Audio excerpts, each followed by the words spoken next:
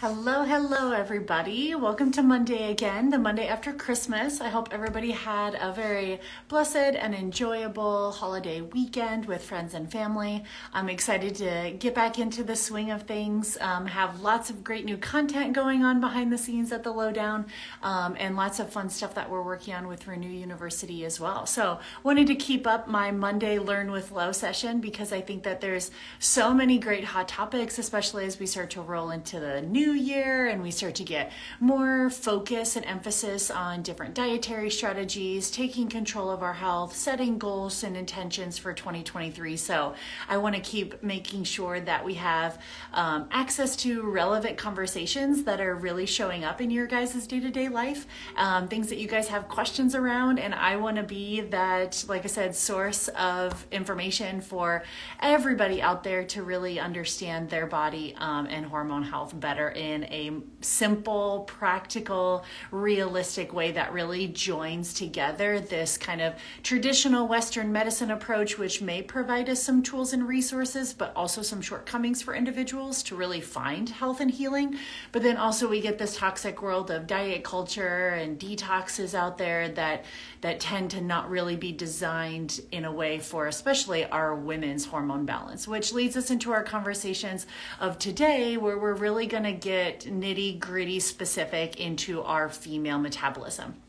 We've been talking for weeks now, setting the stage around this conversation that we like to call our hormone hierarchy, and recognizing that one of the reasons why we see such a gap between standard healthcare and diet culture and functional medicine doctors out there of really being unable to give people the true health and healing that they're looking for is this concept of the proper order of operations. We have to make sure that we're respecting and understanding that in order to really bring true root cause restoration, not only to things like weight management, which is really just a symptom of hormonal imbalances, but we have to treat the body as one holistic whole. We can't split it into a bunch of different parts. We can't dive from specialist to specialist, jumping around looking for answers as if our body is some big divisive component, right? It's like what is happening in one body is definitely being felt and impacted in all parts of the body. And until we really bring all of the systems together and treat your body as a whole and teach you how to work in alignment with your natural physiology, males and females alike, then we're really going to struggle in an uphill battle of always trying to find symptom relief and root cause healing. So that's where, with my nutritional perspective, you're going to hear a lot of different nutritional medicine perspectives throughout a lot of my conversations. We're going to be able to really dive into the science and the nitty-gritty. How does hormones and metabolism work? How do we specify that for different ages and different demographics? And making sure that we realize that this world of health and hormones and diet culture is very customized, and it's not a template approach. It's not a cookie cutter, one size fits all approach. It's truly about coming to the table and understanding your body and where are you at right now? How should we be matching our diet, exercise, and lifestyle to the hormonal landscape that our body is calling for right now? Because when you're working in alignment with where your body's at, chances are the results, internal and external results, they're easy. They come a lot more smoothly. It's when we feel like we're working against our body or trying to force ourselves into a diet or lifestyle strategy of our 20s or 30s when we're now in our 40s and 50s. It's not going to work. And you're going to constantly be pushing a huge boulder uphill and really just working honestly way harder than it has to be. So that's really where the background of our conversation and some of the fundamental pieces that we've already laid in place lead us to our conversation today, specifically around women's health and hormones. I really want to dive into this topic of our midlife hormone transition, especially a lot of the women that I tend to see in clinic who come in more of a transitional phase, right? Maybe they're out of that kind of fertility years and they're transitioning, but they're not really like menopausal like they would put in their, their mother's category. So they kind of feel in this loss or this floundering in between time, right?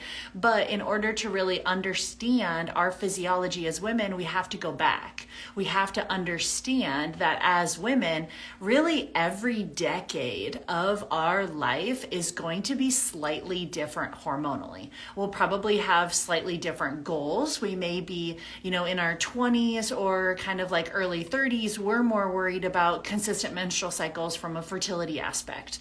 Then we kind of get into our 30s, early 40s, and we're worried about just keeping menstrual cycles from completely impacting our overall quality of life, or in that case, like trying to then prevent future pregnancies because we feel kind of done with that.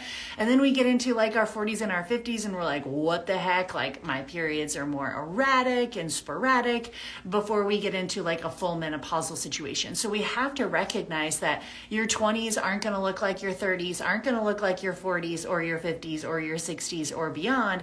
And if we are constantly trying to fit our nutrition and diet and lifestyle strategies into a decade that doesn't apply to us right now, that's where we're going to get an exacerbation of hormonal imbalance symptoms. That's where we're going to struggle feeling and looking the way that we want to look and feel from the inside out. So this is where I wanted to be able to have a good conversation. Let's get this conversation rolling for my ladies. How does our body change through the decades? And what does it look like to understand that hormonal landscape and match your nutrition and your exercise and your lifestyle to that particular decade? And guess what? Now you're working smarter, not harder, and chances are you're rocking the feel that you want for that particular decade. So as we start to dive in, let's really take kind of like a big picture approach, right? A lot of us have heard and even really experienced firsthand that women are greatly underrepresented in terms of healthcare research, right? Even this, I felt this personally, but also professionally in my master's thesis program. I had an idea. I wanted to study these satiety hormones, GLP-1 and GIP, these incretin hormones.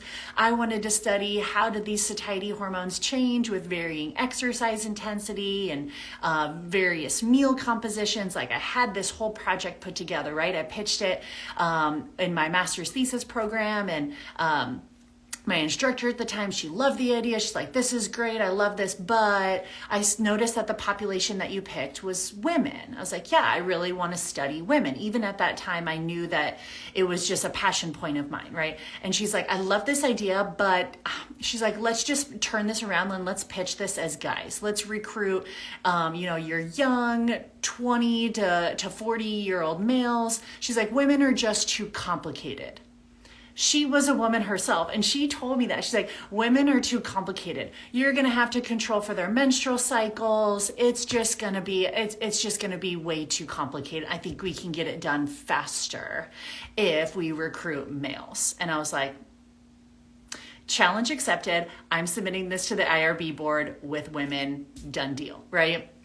And beyond that scope, like I said, master's process was then seamless from there, but that was even just my first taste of recognizing that women are underrepresented. We're already told that our bodies are complicated. We're already told that our menstrual cycles are something to be like hushed and ignored and like, ooh, be discreet about that, like you should hide that, right? When in reality, our menstrual cycles are one of our major vital signs of our body. We can glean so much data and information about the health of our hormones and the health of our metabolism if we're really clued into this. But our society is so built around, not to get on like a feminist rant by any means, but I just want us to realize that even our natural society is built around a male hormonal pattern, right? So when we think about hormonal patterns, we think about things that happen even without our conscious control, right? So guys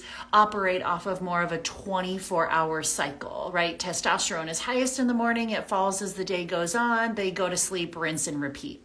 So they really follow more of the light and dark cycle of the sun, or that circadian rhythm is where a lot of their diurnal pulses of hormones come from. So if you think about just our society in general, that's where our society is built on that type of energy, right? It's like hustle culture in the morning. We hear all the time in wellness culture about people's morning routines and waking up at 4 a.m. and hitting the gym and like first thing in the morning, caffeine, and we hustle our way throughout the day and work our way through lunch, and then that whole like 9 to 5 type culture, and then 5 o'clock we just shut it off, right? Day is done, wipe our hands, start over again the next day, right? So there's just that kind of same energy around women being in that same space, right? When in reality, we're not more complicated than men, we're just different, right? We operate off of a 24-hour circadian rhythm, but we also have hormones that operate off of a 28-day infradian rhythm, which relates to the moon. I know it gets woo-woo, hold with me, I'll keep it brief, but the sun controlling our circadian rhythm and the moon controlling our infradian rhythm. We even hear about how the moons can control the tides. The moon is really tied to a woman's menstrual cycle, menstruating around the new moon, ovulating around a full moon. All of those types of things go way, way back to ancestral medicine of us understanding and being very much in touch with our menstrual cycles. And so our cycles are meant to fluctuate. Our moods are meant to fluctuate. Our energy and our focus is meant to fluctuate. It's not meant to be stuck to a 24-hour cycle and a 24-hour cycle and a 24-hour cycle. And when we work against that, either in our job or in our family, or kind of like forcing our, wellness and morning routine, when you're working against that, that's when we're going to have issues. That's when things feel hard, right? And a lot of even just diet culture, and like I said, that productivity hustle culture is designed against that. So that's where I wanted to at least have a conversation to be able to bring to the forefront, what is our natural menstrual cycle? What are those ebbs and flows of energy that we want to just honestly come to expect, right? It's not something to be shut off with hormonal birth control. It's not something to just be discreet or hidden or ashamed of, but it's hey, how can I at least gently be aware of that, and how can I tap into that? Even if you're not in a fertility journey or in your menstrual cycling years, as a genetically born female, you will live to this cyclical pattern. And it's kind of like I said, it's kind of like your superpower. And then I want to be able to discuss, okay, if this is how our menstrual cycle is designed, what are ways that we're throwing ourselves off of this cycle? What are ways that we're kind of making our hormonal situation worse by not aligning ourselves to this type of cycle? And how do our hormones change with age? And what does that mean for our diet and lifestyle choices? So today's going to be kind of a nice overarching Cliff's Notes. You're going to have some good nuggets to take away if you're not really in tune with your menstrual cycle, and really give you guys some fun facts on even how appetite, metabolic rate, blood sugar balance change throughout different phases of your cycle, and also different decades of our life. So these are the types of clinical things that I work on in office with my women all the time. So I'm giving you guys, like I said, some of the behind the scenes nuggets here. So if you are someone that likes to pick out some things and kind of take some notes, feel free, because we're going to start to dive into a little bit of the sciencey stuff and how this changes as the decades go on in a women's menstrual cycle too. So we want to be in alignment with our cycle. So in order to be in alignment with our cycles, we should probably know a few things about our cycles in general, right? So it is a cycle. So there's not a beginning or an end, right? It's just a pattern that repeats throughout about a 28-day lunar moon cycle. So in the follicular phase of your cycle, follicular meaning things are building up. We're building up that follicle, right? So with this time, this is right right when you're done bleeding all the way through ovulation. This is a time where estrogen is highest because estrogen is a very proliferative hormone. It wants to grow things, right? Grow the uterine lining. It wants to grow a follicle, which is that nice little encasing around the egg that is up to bat that month, right? The egg that will be ovulated that month. So in that follicular phase, we like to call it kind of like our springtime, right? It's like our springtime energy. So estrogen is higher. And when estrogen is higher, our insulin sensitivity is better. Our appetite and our cravings are more controlled. So if you kind of feel that, you're like, yeah, I don't feel as ravenous or as hangry, like between my bleed and my mid-cycle. That's not in your head. That's normal, right? That's adequate estrogen circulating around. Then we get to that ovulatory phase, which really only lasts a day, right? It's the main event. There is not enough attention that's given to ovulation. This is the star of the show, right? Not our bleed week. That's really honestly anticlimactic. It's the ovulation. That's when our testosterone is highest. This is like our summer energy. We're feeling ourselves. We're like ba ba boom, right? So that's that ovulatory phase where testosterone is highest. After ovulation, but before you bleed, now you're moving into that luteal phase, right? So once we have ovulated that egg of the month, now our body is creating another endocrine organ where it encompasses where that egg left your ovary, and that turns into the corpus luteum, and the corpus luteum is what then secretes progesterone. The reason why I say that ovulation is the main event, because if ovulation is not happening, you are not creating progesterone. We love progesterone. Progesterone is like nature's Xanax. I call her the homecoming queen. We want progesterone. It makes us feel lean and mean. It increases our basal metabolic rate, which is also why in this like 10 to 14 days of that part of our cycle where we might feel more hungry. Your basal metabolic rate can increase upwards of 200 calories per day in that time. And if we don't know how to stay ahead of that blood sugar regulation, then we get cravings and appetite and hangry, and we eat ourselves out of house and home because we don't know how to manage our overall metabolism during that part of our cycle, right? Tap into that. You're gonna have more cravings. You're gonna have more appetite. That's normal. That's fine. Don't try to work against that and like shut that shit down, because then you're really gonna struggle, right? So progesterone phase in that luteal, then we get to what we think is like the main event, which is that menstruation, our actual bleed week. This is when our hormones are the lowest. Like I said, it's kind of like our inner winter. We want to kind of hibernate, lay low, right?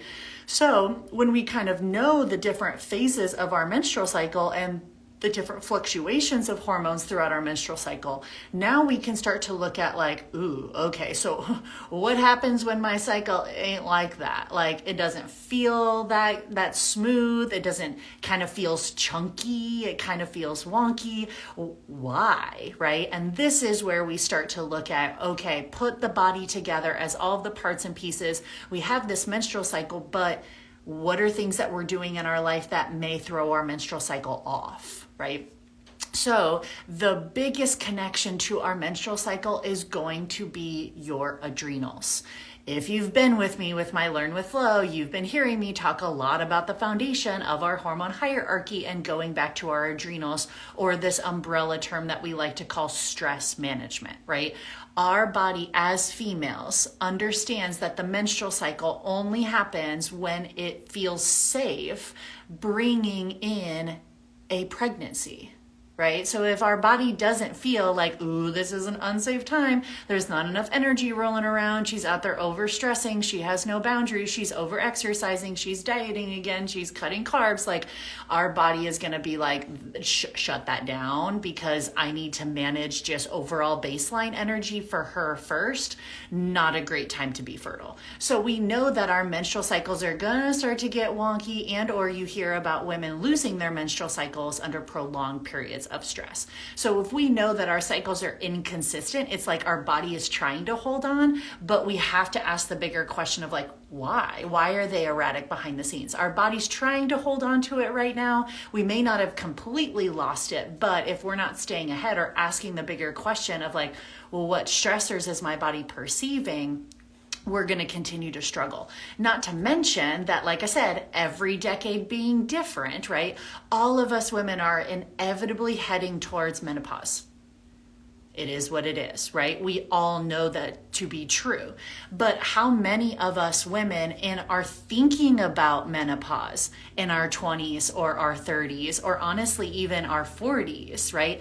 What you do to take care of your adrenals in your 20s and your 30s and even your 40s is going to determine how hard menopause hits. This to me is one of my biggest passion points because, again, I don't think that there's enough education, not enough conversations about it. We just kind of chalk it up like, oh, it's just genetics. Like, my mom had hot flashes, so I will too. It's like, there's going to be a lot of epigenetic factors that are at play here. How are you eating? What are you eating? When are you eating? What are you not eating enough of? What diet strategies are you doing? Or what exercise are you putting yourself through? What types of boundaries and stress management techniques do we have? What's our relationship with things like caffeine and alcohol? What about our detoxification pathways? Are we taking a poop every day? What's our gut health look like? All of these things are going to be way bigger determinants in that menopausal transition than anything else, because guess what? Once our ovaries are like, yep, I've done my duty, I'm done, and those ovaries slowly start to fade away from their roles, that ovarian senescence is what we call it. Now all of a sudden, hormones like estrogen, testosterone, progesterone, those mainly are coming from the ovaries, but guess who also makes small amounts of estrogen, progesterone, and testosterone? The adrenal glands do, right? So once you're in a full menopausal situation, the adrenals are the star of the show, and it's kind of like put up or shut up. You're going to really see how much capacity do those adrenals have left once the ovaries are out of the show. So that really is going to determine what we call kind of that periods to perimenopausal to menopausal transition.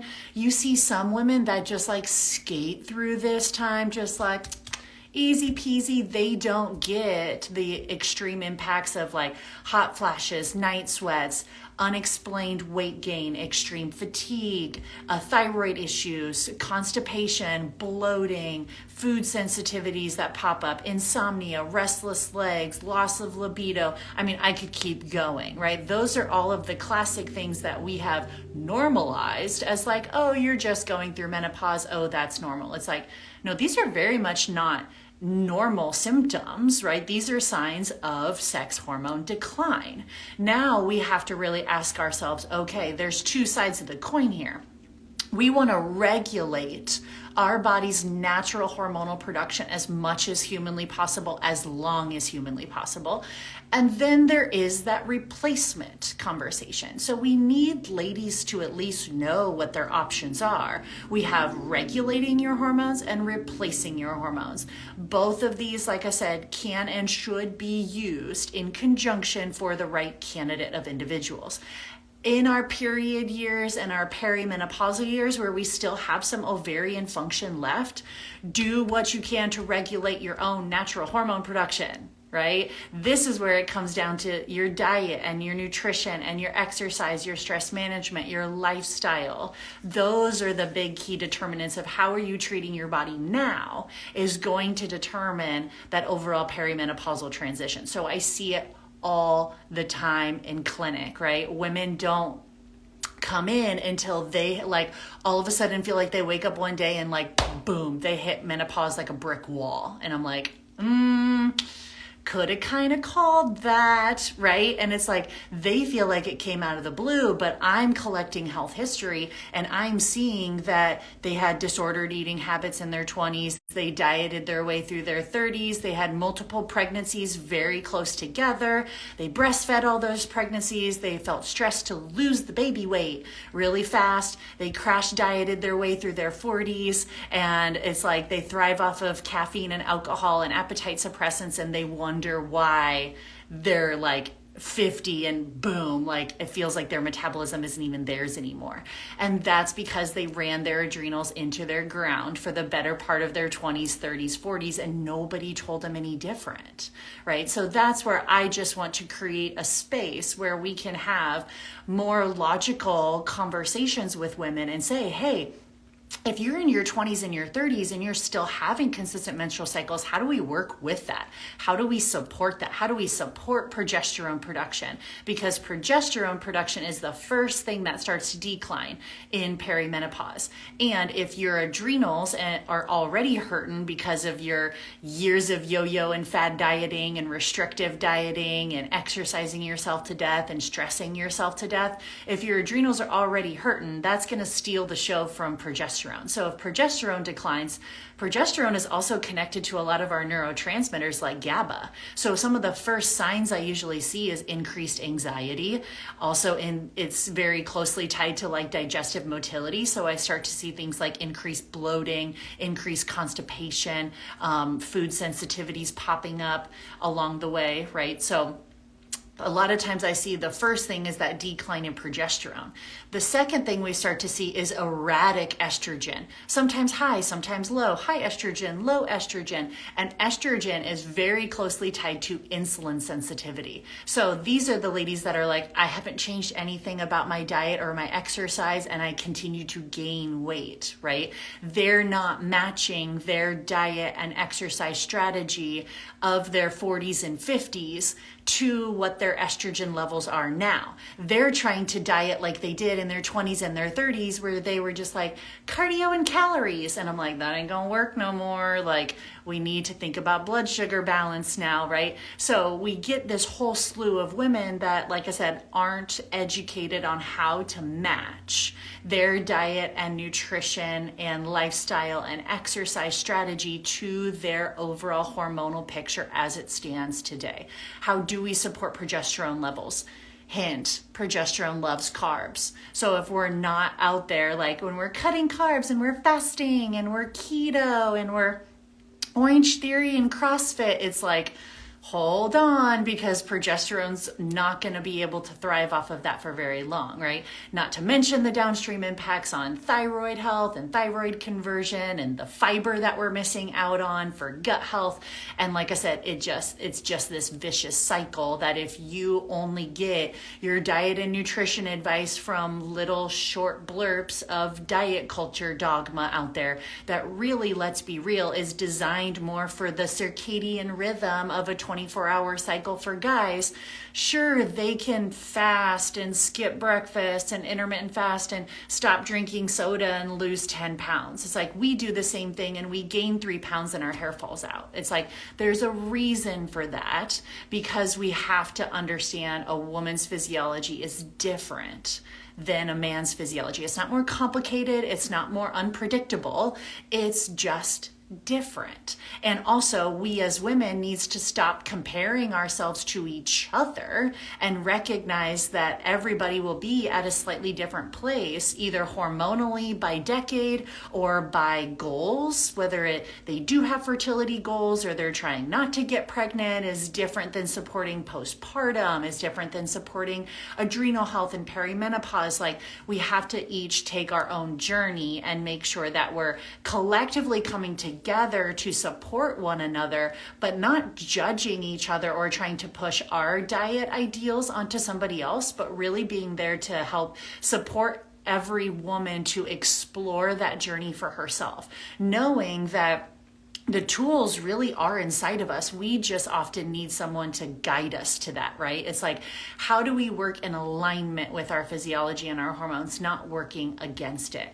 So with this conversation, again, if you're starting to pick up and think about like, wow, when she was talking about decline in progesterone and decline in GABA, which means my sleep sucks and my anxiety's through the roof, like I hear that, right? Or these fluctuations in estrogen, which are throwing off my cravings and my hunger, and are, making me confused about carbs out there, right? If you're resonating with some of these conversations, then again, you are the perfect place to be able to join into my Revive, Restore, Renew You program, which launches on January 8th officially. We are in that active open registration window. I'm taking early bird special registrations right now, but come January 8th, we're going to launch into a full-fledged 12-week, 3-month journey to tackle these very conversations together and get into the nitty-gritty of, okay,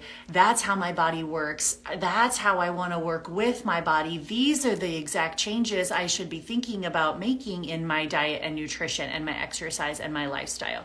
This is what my relationship with caffeine and alcohol intake should probably be right now. This is how I need to be prioritizing sleep and circadian rhythm and fixing my gut health for my detox pathways, right? So we're going to take a 12-week journey through building the foundations of adrenal health, carrying those foundations into gut and liver detoxification and thyroid health, all the way into balancing our sex hormones and learning how to work with our cycles and vitality and making body composition an easy byproduct of a happy and healthy metabolism.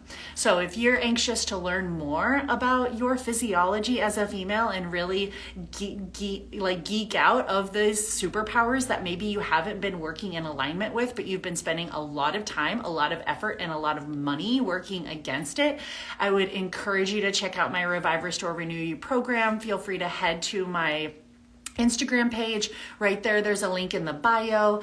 There's a recent reel that discusses all of it as well too, where you can find the website and dive in for more. So if you're interested in that, make sure you click on the website, which is in my bio, and there you'll be able to leave your email address and I'll send you a special early bird discount. That's only valid from now till January 1st. After January 1st, full price only, no discounts offered. So in the next 5 to 6 days, if you're interested, jump on board because I'm handing out a nice $200 discount if you apply before January 1st. So super excited to have you guys all there. If you have any follow-up questions, don't hesitate to reach out, DM me. I want to be open and transparent and really have a place that we can all come together and support each other and get the best results possible. So enjoy the last week of 2022. Start to set your sights on some really significant goals for yourself for 2023, but also be on the lookout for more effective ways to get to those goals versus maybe the crash diet culture that has sucked you in the past. So thanks for tuning into today's Learn with Lo. Have an awesome rest of the week, and we'll see you next week in 2023.